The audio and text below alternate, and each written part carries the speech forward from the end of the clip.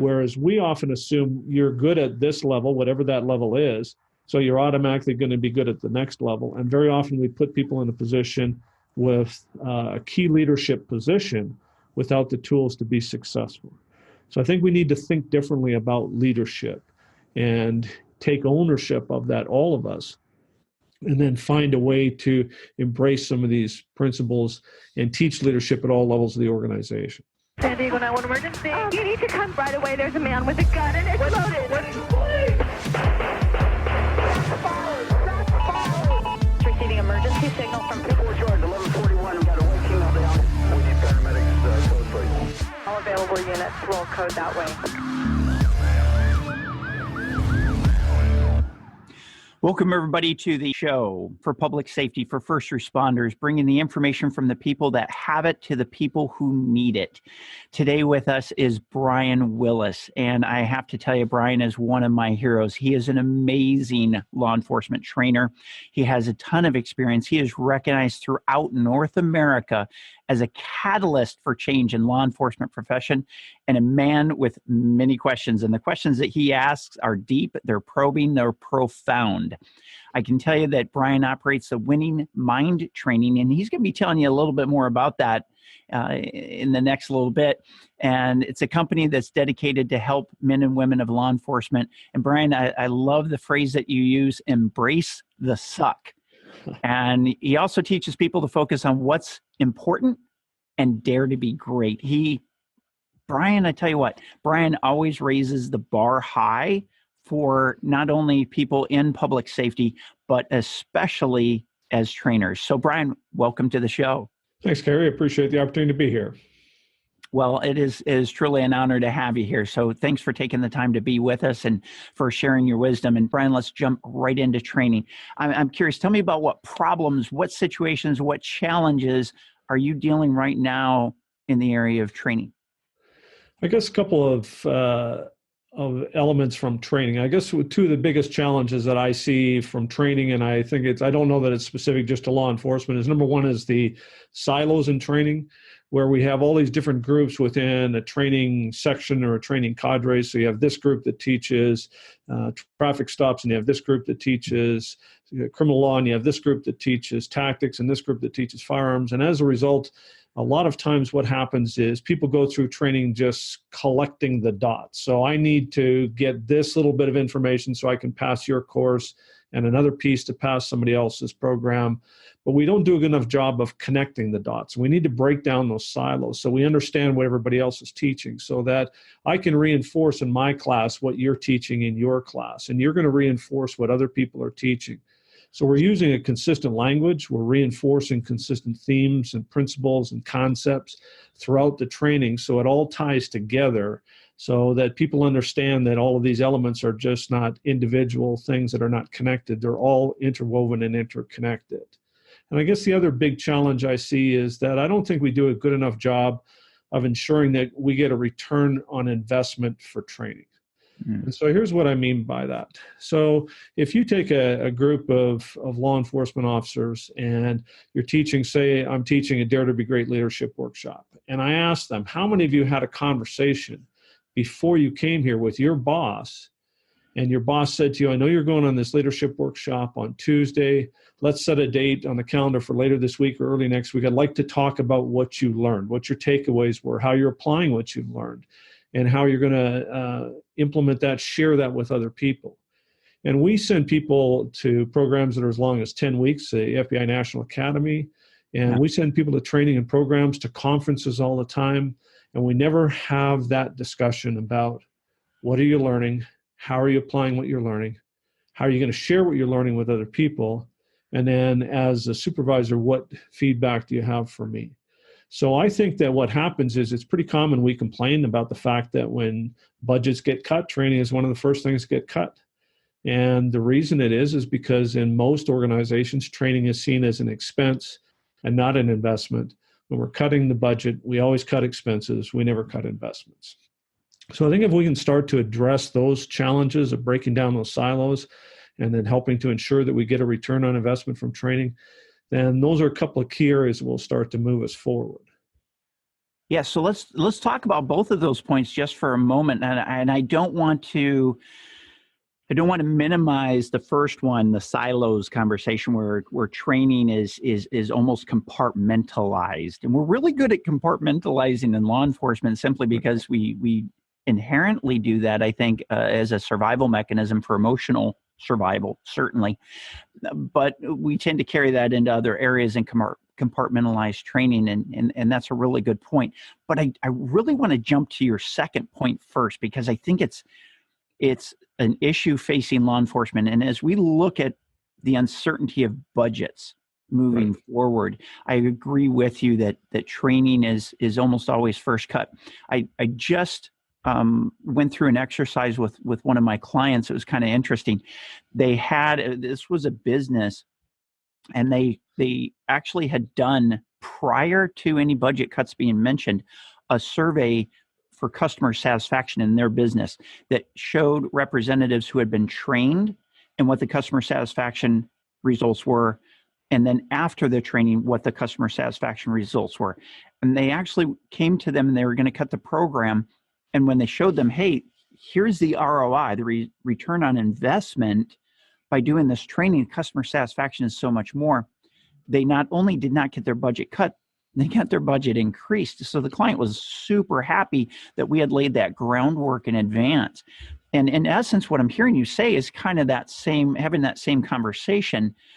When you show that return on investment before any budget cut conversations come up, you might be able to prevent that from happening. Is that what I'm hearing you say? Yes, I think if we can start to engage in activities to make sure that we're gaining value from the training that people are attending. So you and I are both members of ILETA, the International Law Enforcement Educators and Trainers Association. So let's look at that. So if I'm your boss and you're going to go to ILETA and we as an organization are going to pay for you to go, the conversation you and I should have before you go is, okay, Carrie, I've had a look at the schedule of classes. Here's 2 or 3 classes during that week that I think speak directly to challenges that we're facing as an organization. Now, you can select the rest of the classes that you want to go to during that week. But here's what we're going to do is we're going to put some dates on the calendar for when you get back, and we're going to sit down and we're going to talk about your 2 or 3 greatest takeaways from every class that you went to, and at least 2 action steps from every class that you went to. What actions are you going to take? What actions can we as an organization take to implement that? And now when that happens, when you're at the conference, you're more engaged because you know that you're going to have that conversation with me. You're going to spend time during the week in reflection and active retrieval, which the research says will help to make the learning stick for you as the participant. Now, when you explain it to me afterwards and explain it to your peers, it's going to reinforce that learning for you and start to share that learning. Now what happens is we start to see changes in the organization, improvements in our training as a result of you attending that training program.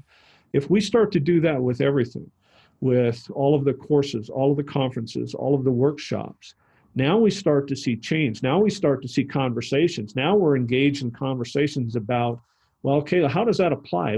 How do we take that and apply it over in this area here? And then we start to see improvements. And now people are talking about the improvements in the training, the new things that we're doing. We're seeing some of those benefits. Or people are more engaged because it's not just the same old, same old. When we're going to training, people are engaged at the training and we're engaged in conversations when we get back. So I think we really start to create a culture of learning. Yeah.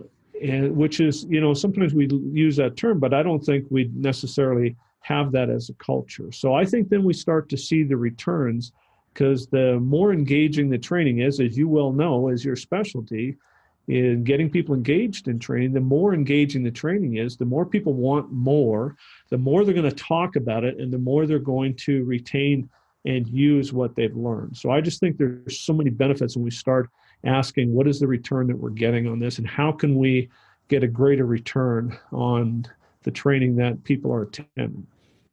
Yeah, absolutely. And what you just gave, and I really want to make sure that everybody hears this, is you just gave a model for a supervisor to have a conversation. You just gave a supervisor, whether it's a lieutenant talking to a training lieutenant talking to anybody who's going to a training, or a sergeant talking to their officers or deputies, you just gave them the script for what to be able to say during this conversation and what to ask for. And you suggested, and I thought it was brilliant, you're asking for two things, two takeaways, two action steps. That's it. That's pretty simple.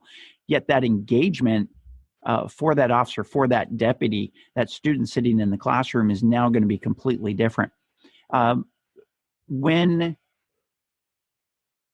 If you're the officer, you're the deputy going to the training, Brian, if you can take that same script that you just gave for a supervisor to have with a subordinate in that conversation.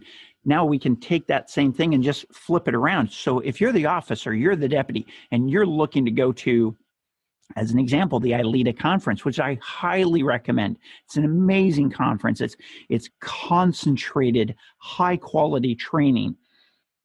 And you want to go to this, and you want to get your agency to sponsor you to go to this, whether it's at a bare minimum with time off, even if you have to pay the expenses. And sometimes with training budgets, that's the case, but you can work out that, and you approach your supervisor, you approach your training lieutenant with a reversal of the script that Brian, you just gave, saying, this is what I'm going to do to benefit the agency. I think that's very powerful too.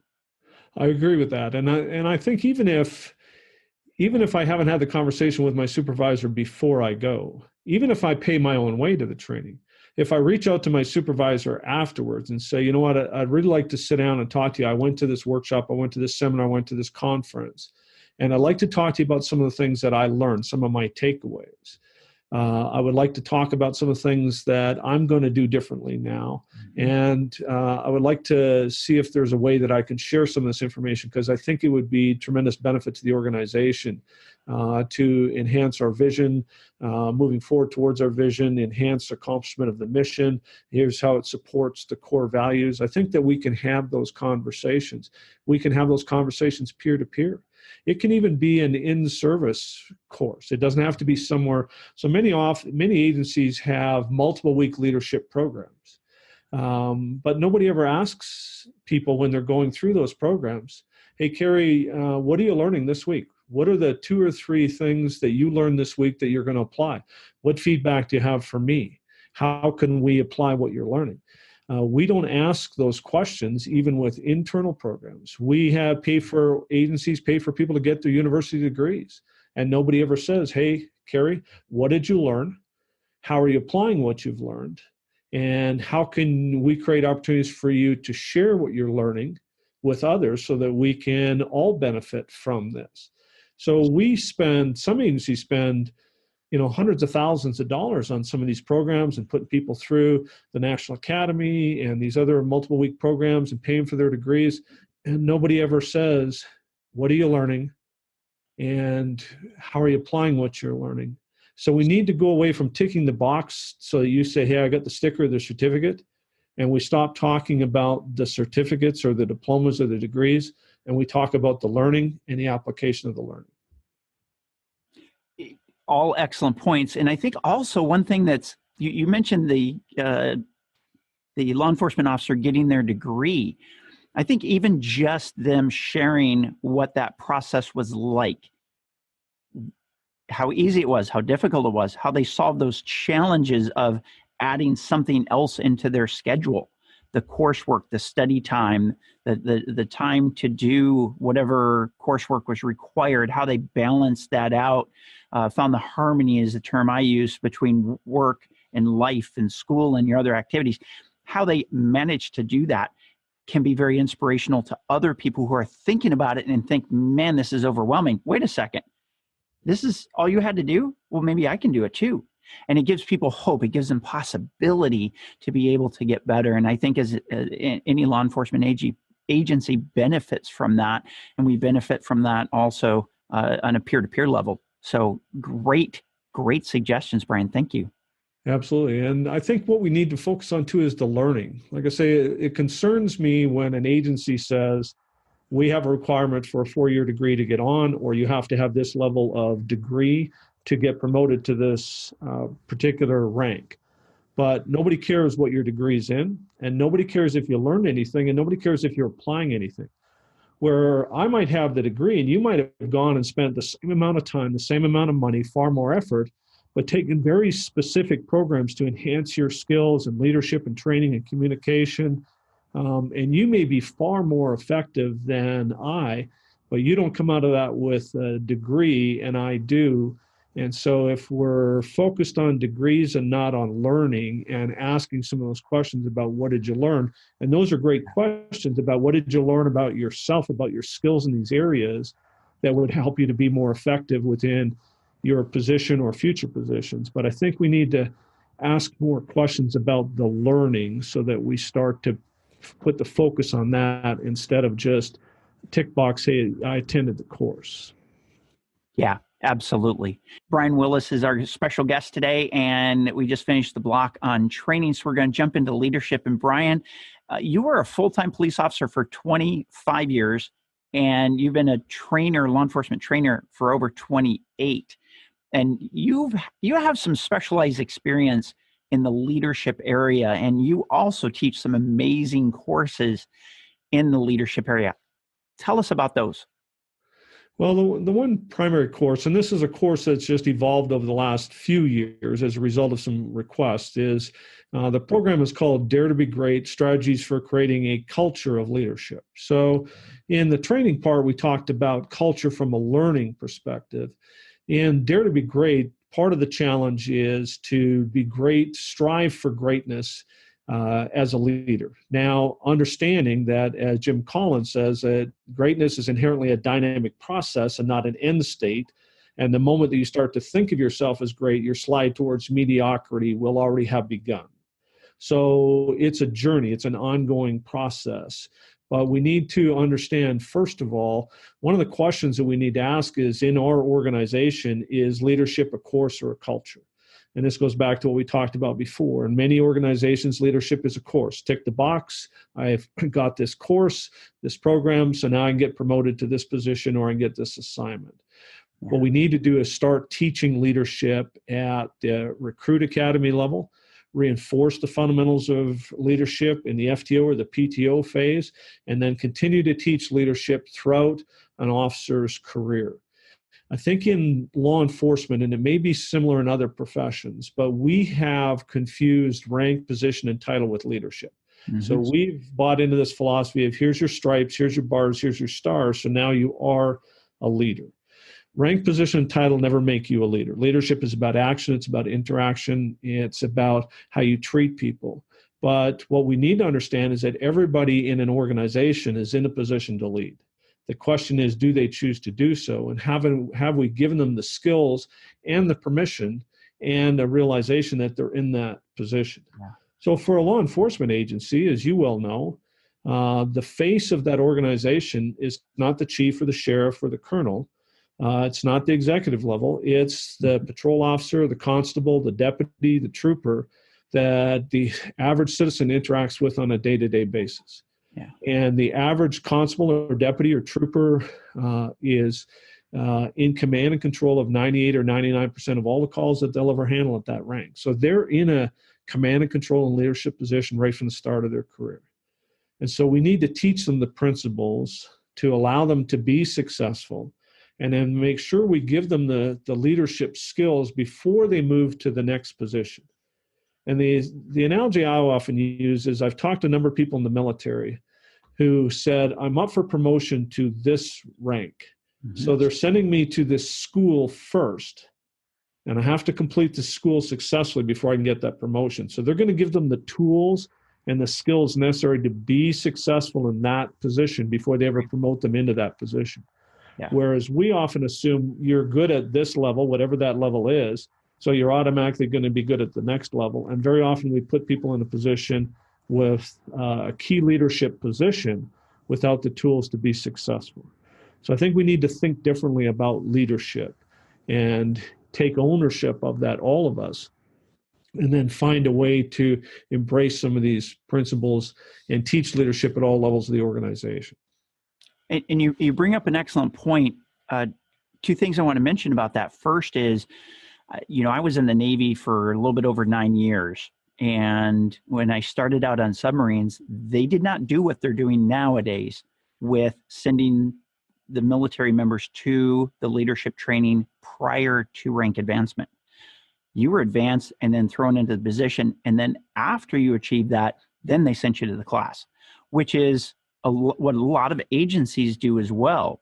And so what we're able to do is look at how has the military changed their procedures, their policies, their methods of doing things, and can we learn from something as law enforcement agencies to be able to save ourselves from reinventing that wheel.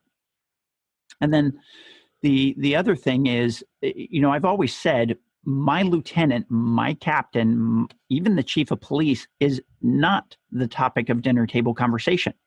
However, the officer that stopped that citizen and either wrote them a ticket or didn't write them a ticket or did an FI or whatever interaction there happened to be, guaranteed they're going to be the topic of dinner table conversation. And that's what forms the public opinion. That's what forms good or bad community relations, is that day-to-day interaction of the local uniformed law enforcement officer. And like you said, trooper, constable, deputy officer, doesn't matter. They're the ones that the public bases their opinion of that agency on. And so I agree completely with you. Training officers from the very beginning at the academy level in leadership is critically important. I absolutely love that you think that. And, I want to say too that your background and you have some accolades that are just pretty darn impressive. I mean, you're an amazing instructor. You're an amazing person. I just love spending time around you and just sucking in your wisdom. But you've been the recipient of a Lifetime Achievement Award for like a national Canadian award. You have received Law Enforcement Trainer of the Year award. So, and I share this, not, your head doesn't get big. You don't carry an ego. You're high in self-esteem, low in ego. And I love that about you as well. But I want the people that are watching the show and listening to this podcast to understand the quality of information that you're bringing to us. And I really appreciate it because, again, the goal of this podcast is to get information from the people that have it to the people that need it. And you are absolutely one of those people that has it. So with the leadership continuing on in this block of the show, what leadership do you think that the entry level to, before you become a detective, before you become a supervisor, the patrol officer, the patrol deputy, the trooper who's out handling the crashes, handling the calls for service, what kind of leadership do you see that they can show every day? Well, I think if you poll a group of people in the class for the traits and characteristics of great leaders, you get things like integrity, honesty, professionalism, commitment to learning, commitment to service. You get those fundamental principles, respect, that they treat other people with respect, that they are. I'm gonna jump in and interrupt you because I absolutely have to. Isn't it accurate to say, and you listed a lot of important things, is it accurate to say, in your experience, that the viral videos that we've seen that are anti-law enforcement are of situations where those characteristics are not present? In some cases, yes. So in some cases, we deviate from those fundamental principles. And again, if you look at, communication, the ability to listen effectively being one of those other key traits.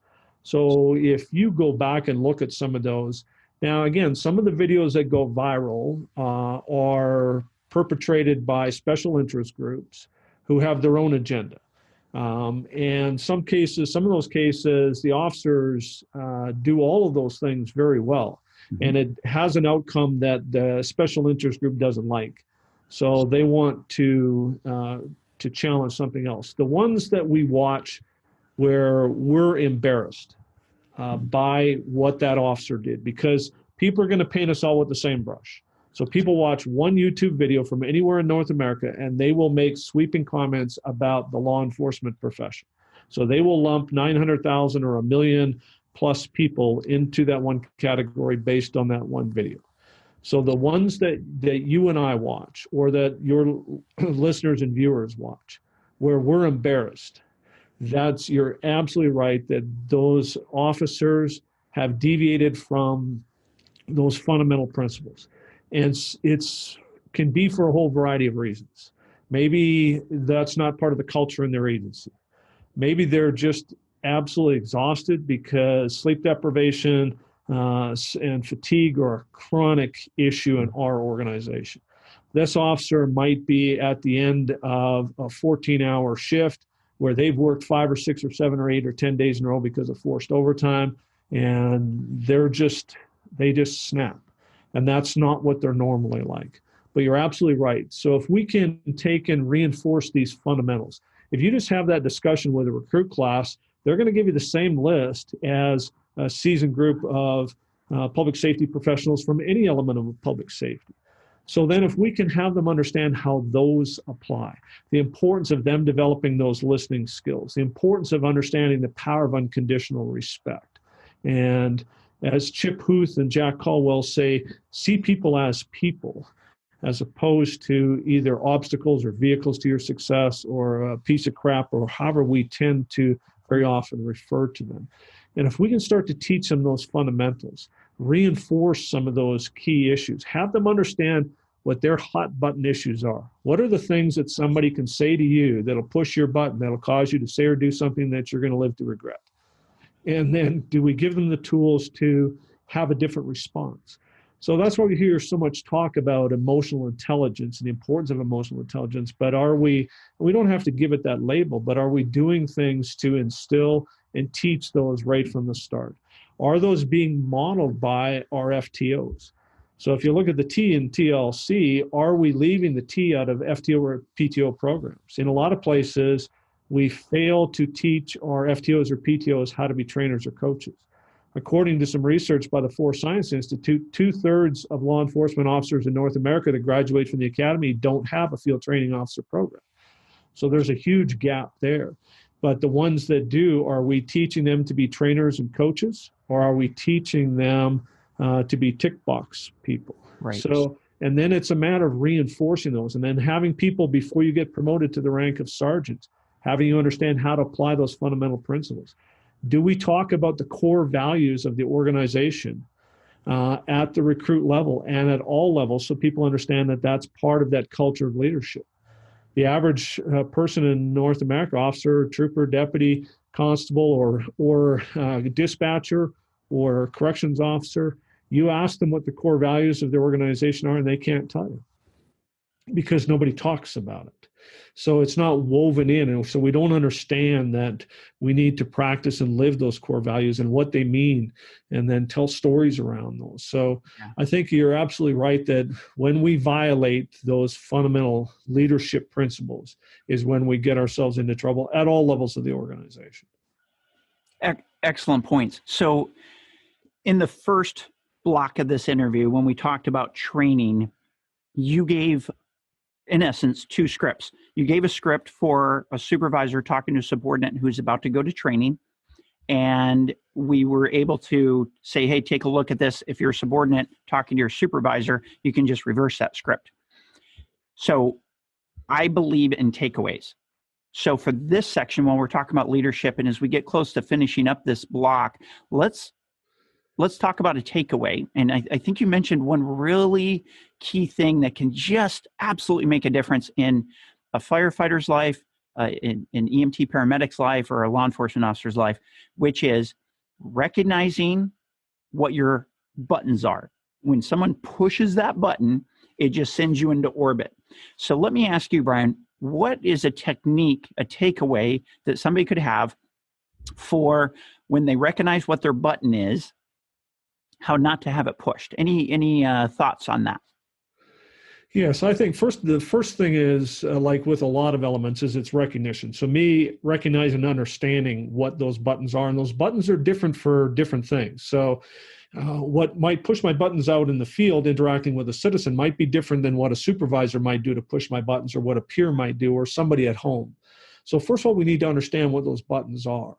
And then I think if we remember one phrase, and it ties into everything that we've been talking about, and the phrase is, it's not about me.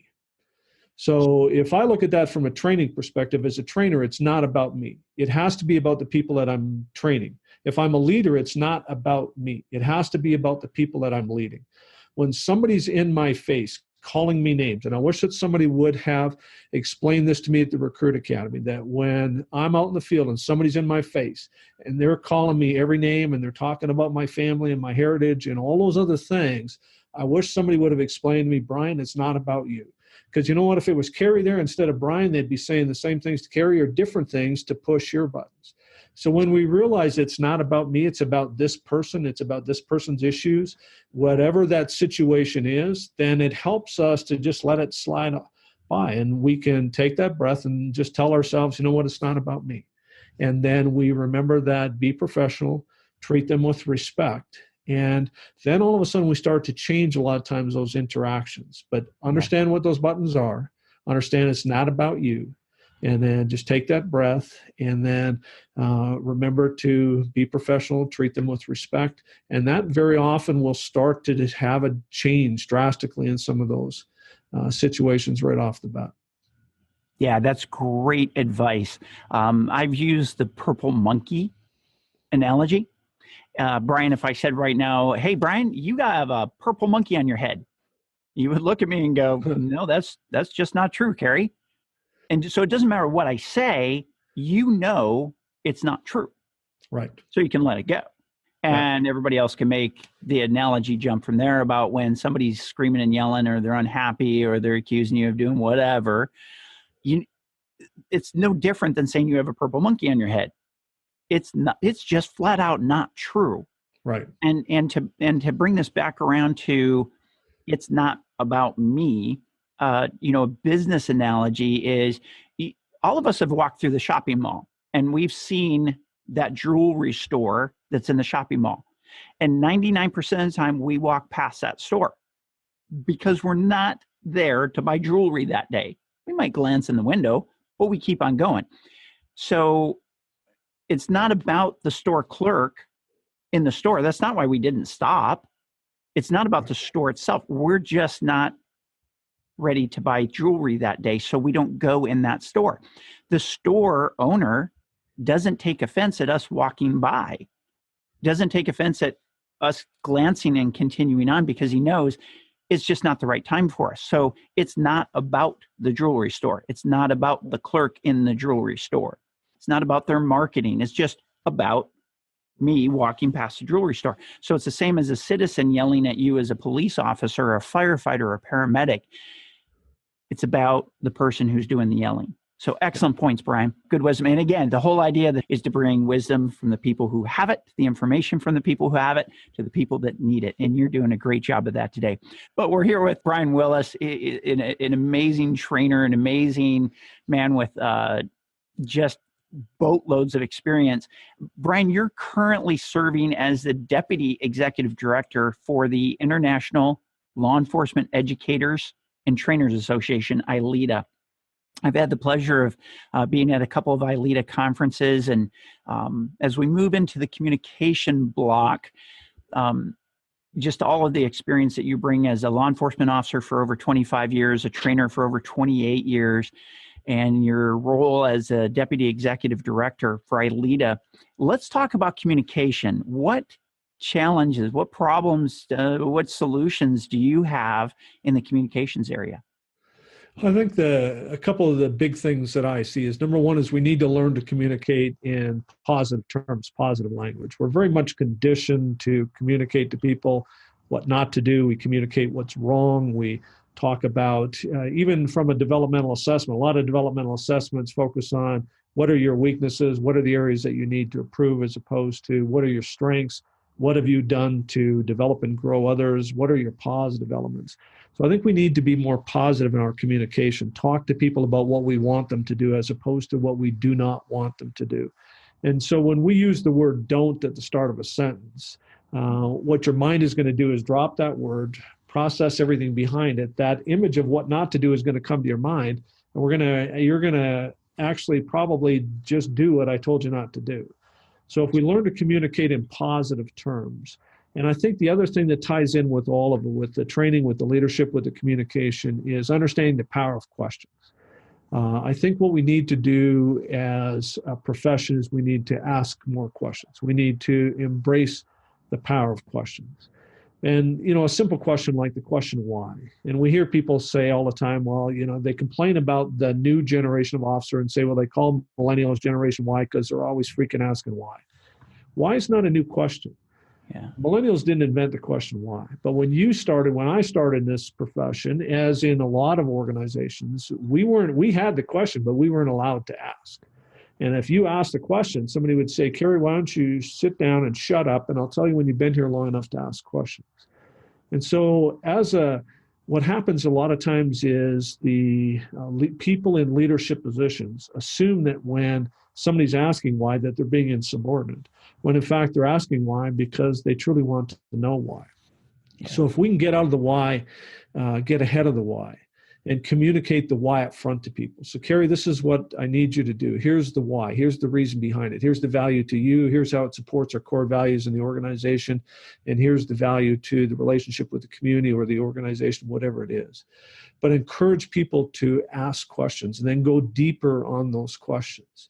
So when we talk to people afterwards, if you think about things like debriefings, historically our debriefings were whoever the boss was, the trainer or the person in the leadership position was, they would tell you, this is what you did right, this is what you did wrong, don't do that crap again, and then you would move on.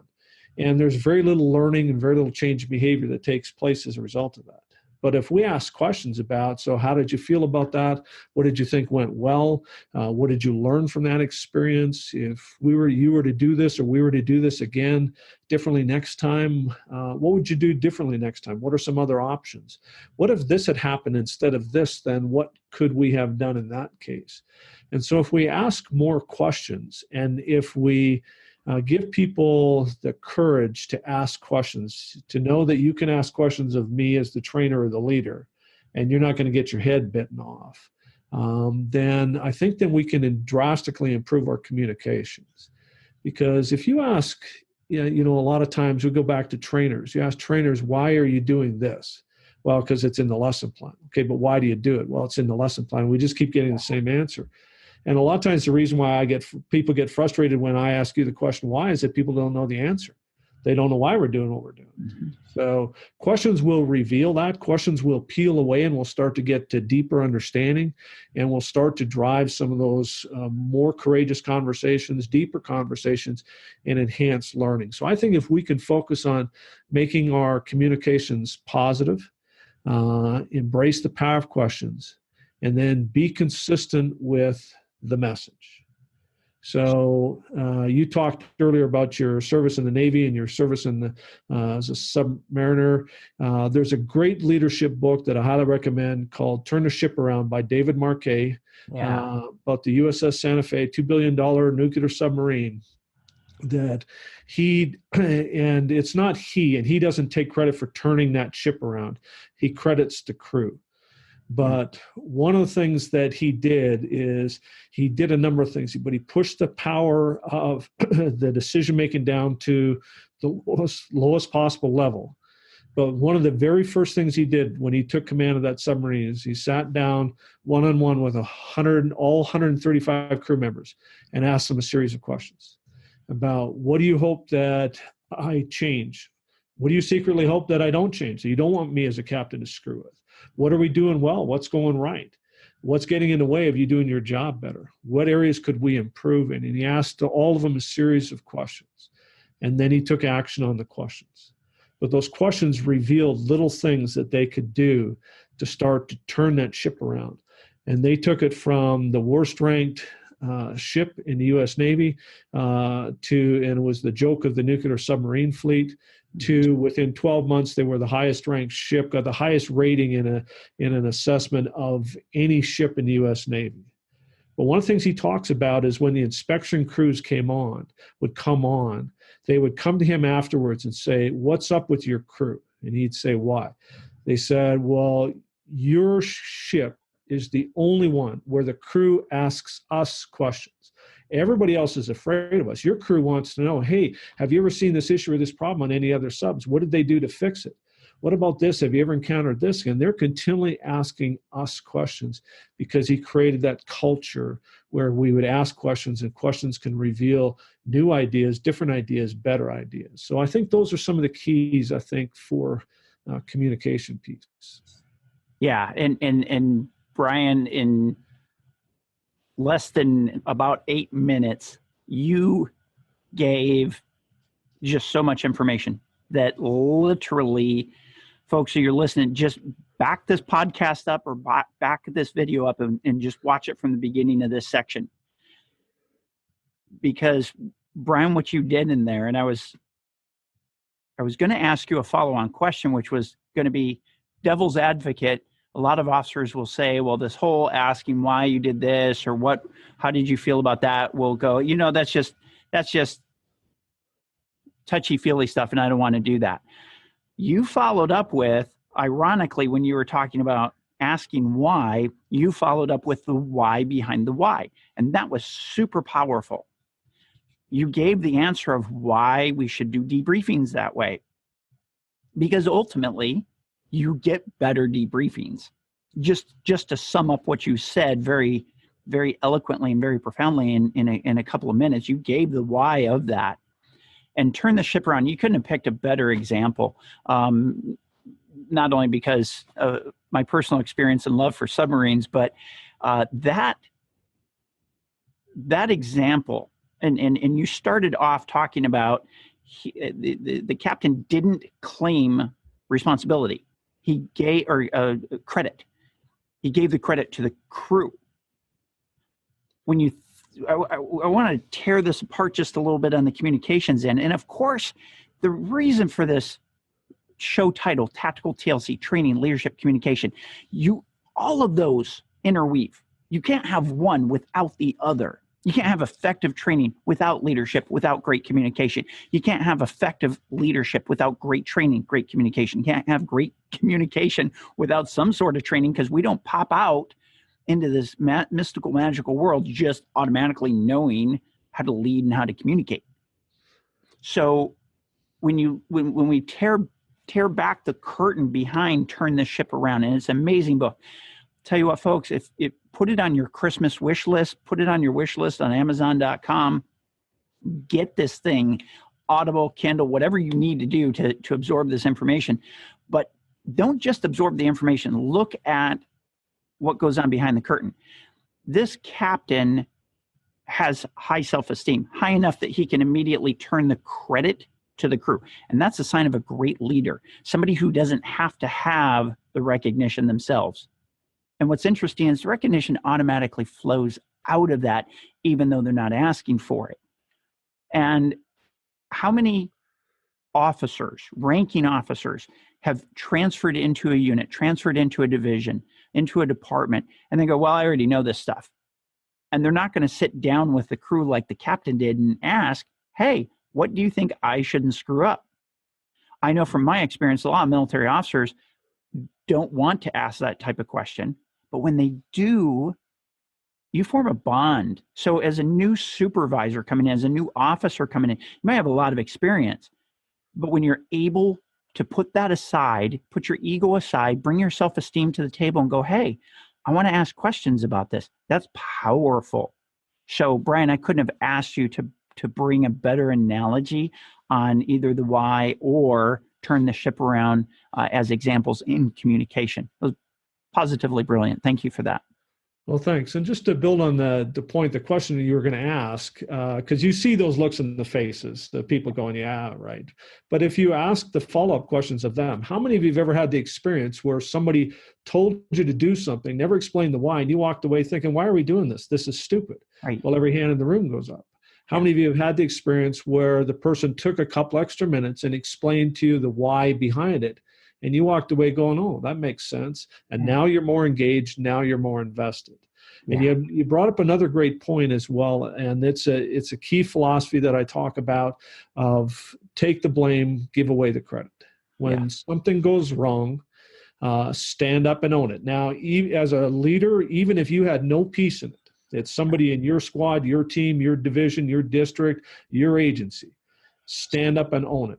And say, I'm the supervisor here, I'm the boss here, I'll take responsibility for this. Now, you're going to address it, you're going to find out what happened, why it happened, and you're going to take steps to make sure that we don't make that mistake again. But take the blame. And when things go well, give away the credit. And give away the credit in all directions. So what I mean by that is very often so maybe I'm your supervisor and I'm the captain, and you always have a hard time getting anything approved by me, that one captain who never wants to sign off on anything. And they finally sign off on this project and you roll it out. And when it's successful, you're giving away the credit to your team and to the people. And everybody's coming to you and say, Kerry, that was such an amazing initiative. What we very often fail to do is say, you know what, you're absolutely right. But you know what? It took the captain or the lieutenant or the major or the chief to sign off on it. They showed a lot of courage because if it didn't go well, it's going to stick to them initially. Yeah. But they had the courage to sign off. I'd really appreciate if you take 5 minutes, send them an email, tell them how much you appreciate their courage, how much you appreciate their leadership for signing off on that, and what a great initiative it was. And now the next time you go to that captain or whoever it is, you're going to have a far easier time in getting that approval. But then it starts to, you model that behavior for the people that you're leading, that when they screw up, they'll stand up and own up, as opposed to deny, demand proof, and point the fingers of blame. Because we create that culture where everybody takes ownership for their decisions, their choices, their actions. And then it just helps to create those cultures of leadership and the cultures of learning in the organization, because we're learning from our mistakes, from our experiences. Yeah. God, Brian, I feel like a bobblehead doll. I'm just sitting here going, yes, yes, yes. You speak profoundly, my friend, and you bring a lot of wisdom, and I appreciate that because, again, the idea of the Tactical TLC shows to bring wisdom from those that have it, and you are definitely somebody who has that wisdom, to the wisdom, bringing that wisdom to the people that need it. So thank you for everything.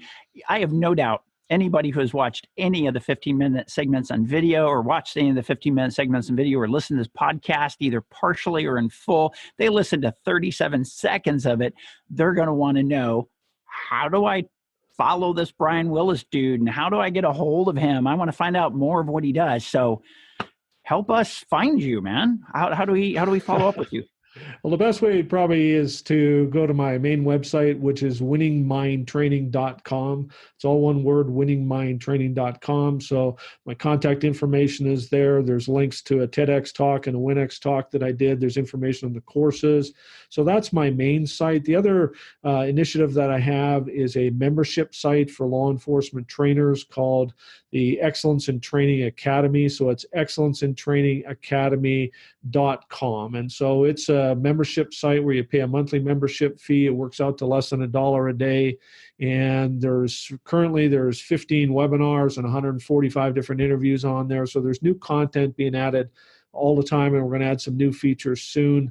So those are the two main ways, but the main one would be winningmindtraining.com. Awesome. And I tell you what, less than $1 a day, folks, you're not going to find a better deal for amazing content, artfully presented, and with the wisdom that you've just heard over the last 45 minutes or so. And you're just going to get more and more of Brian Willis, which is always a treat. Also check into ileeta.org, ILEETA.org. I'll always recommend them. Brian is a deputy executive director. You're going to see him at all the events, the conference in March in St. Louis. If you can, whatever you need to do, not just can, make it happen. Also, turn the ship around, get a hold of that book. It's great stuff. So make sure you follow Brian Willis. Make sure you jump in on his material. He's got a lot more wisdom to share with you, a lot more than we could even do. And in the 50 minutes total that we've been together today, Brian, thank you so much for giving us your time. We are truly honored. Thank you. Well, thank you, Kerry. I appreciate it. Appreciate all the great work you're doing. And thank you for your service, both in law enforcement and in the military. You're kind. All right, listeners. Catch you on the next episode for public safety, fire, EMS, and law enforcement. Please be safe. And my favorite phrase, do unto others before they think about doing unto you. Take care. Bye-bye. I hope you found a lot of great value in this episode of the De-Escalation Conversations podcast. Please be sure to go to our website, theidea.world, THEIDEA.world. On that website, just click on the link that resonates with you most. If you're a K through 12 educator, if you're a firefighter, medical services, law enforcement, flight attendants, whatever industry you're in, we have specialized training for you. So check that training out, because literally it can save your life, it can save your relationship, it can save your career. So check out theidea.world. And I'll look forward to seeing you soon. Take care.